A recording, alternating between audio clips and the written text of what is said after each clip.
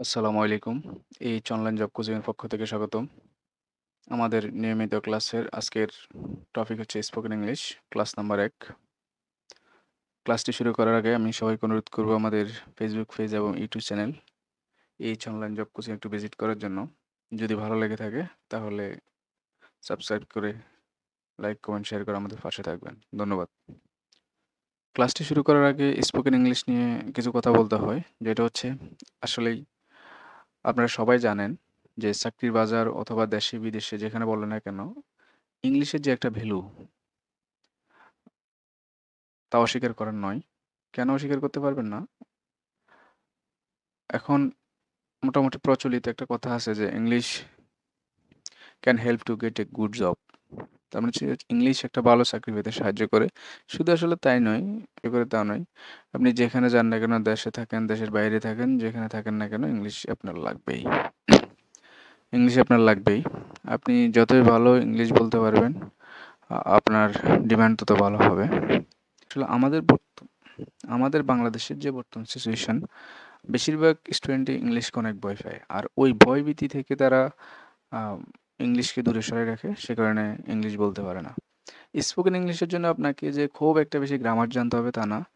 Spoken ইংলিশের জন্য যেটা লাগবে সেটা হচ্ছে একটা সাহস। যে আমি শুরু করব, আমি পারবো। শুরু করলে এটা শেষ হবে। আর সাহস করে যদি শুরু না করেন, ভয়ভীতি ভিতরে ধরে রাখেন তাহলে কিন্তু আপনার কখনো ইংলিশ শিখা হবে না, কথা বলতে পারবেন না। তো গ্রামাটিক্যালের দিকে বেশি না গিয়ে আপনি চেষ্টা করবেন যেভাবে হোক ওয়ার্ড স্ট্যাক বাড়ানো এবং কিছু রুলস ফলো করা। আর তাছাড়া বিভিন্ন রুলস ফলো করা। একটা সময় গিয়ে আপনি যখন কথা বলতে পারবেন তখন গ্রামাটিক্যাল দিকে যেন। শুরু করি। রুল নাম্বার ১, কোনো কাজ করতে যাচ্ছি, করতে যাচ্ছেন ইত্যাদি বোঝাতে সাবজেক্টের পরে am অথবা is অথবা are plus going to plus verb 1। Verb 1 বলতে আমি ভার্বের প্রেজেন্ট ফর্মকে বোঝাচ্ছি, প্লাস অবজেক্ট। তাহলে কোনো কাজ করতে যাচ্ছি বা করতে যাচ্ছেন তা বোঝাতে am oblique is oblique are plus going to plus ভার্বের প্রেজেন্ট ফর্ম বসবে। সে একটা চাকরি পেতে যাচ্ছে। এখানে সাবজেক্টটাকে সে। তাহলে সের জন্য কি বসছে? হি। am is হি এর সাথে am is এর থেকে কোনটা আসবে? is। আমরা জানি হি এর সাথে ইজি হয়, আর এর সাথে am হয়, ইউ এর সাথে আর হবে। এরপরে রুলস থেকে আসবে গোয়িং টু। টু এর পরে ভার্বের প্রেজেন্ট ফর্ম। ভার্ব কোনটা? ভার্ব এখান থেকে ভার্ব খুঁজে নিতে হবে। সেটা হচ্ছে পাওয়া, মানে পেতে। এটা হচ্ছে ভার্ব। গেট। কি পেতে যাচ্ছি? চাকরি। দেন আমি ভাত রান্না করতে যাচ্ছি। সাবজেক্টকে আমি আইয়ের সাথে am হয়, গোয়িং টু রুলস থেকে। রান্না করা ইংরেজি কুক। আমরা একটি নতুন ব্যবসা শুরু করতে যাচ্ছি। তাহলে আমরা হচ্ছে সাবজেক্ট উই এর সাথে আর হয়, যাচ্ছি রুলস থেকে গোয়িং টু শুরু করা ভার্ব, সেজন্য স্টার্ট। কি শুরু করতে যাচ্ছি? একটি নতুন ব্যবসা। তাহলে আমরা একটি নতুন ব্যবসা শুরু করতে যাচ্ছি। We are going to start a new business. Okay. Rule number ২, এক জায়গা থেকে অন্য জায়গার দূরত্ব জানতে হাউ ফার দিয়ে শুরু করতে হয়। হাউ ফারের পরে একটা বি ভার্ব বসবে। Place from place. ঢাকা থেকে সিলেট কত দূর? How far is Dhaka from Sylhet.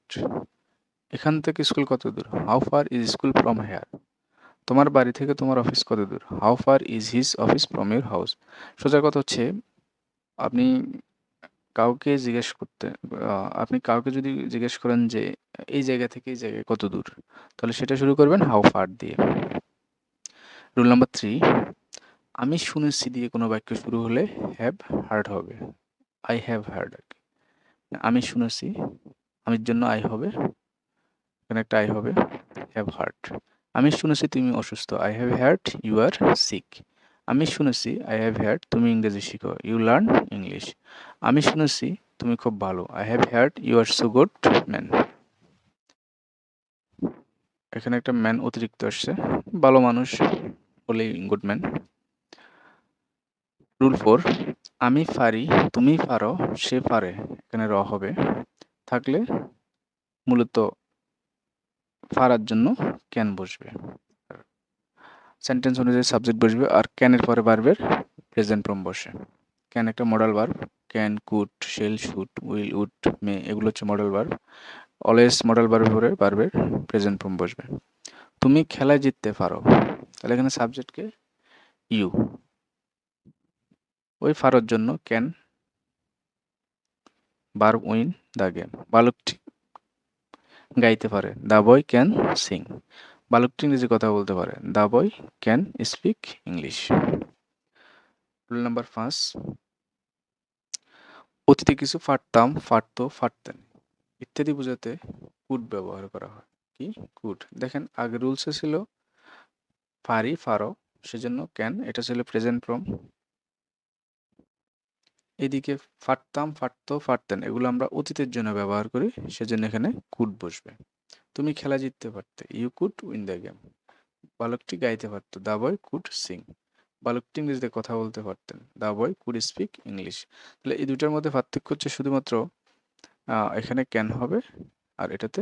তাহলে আমি যদি আবার একটু রিভিশন দিই, সেটা হচ্ছে কোনো কাজ করতে যাচ্ছি, করতে যাচ্ছেন ইত্যাদি বুঝতে আমি ইজ প্লাস গোয়িং টু। এক জায়গা থেকে অন্য জায়গায় দূরত্ব জানতে হাউ ফার।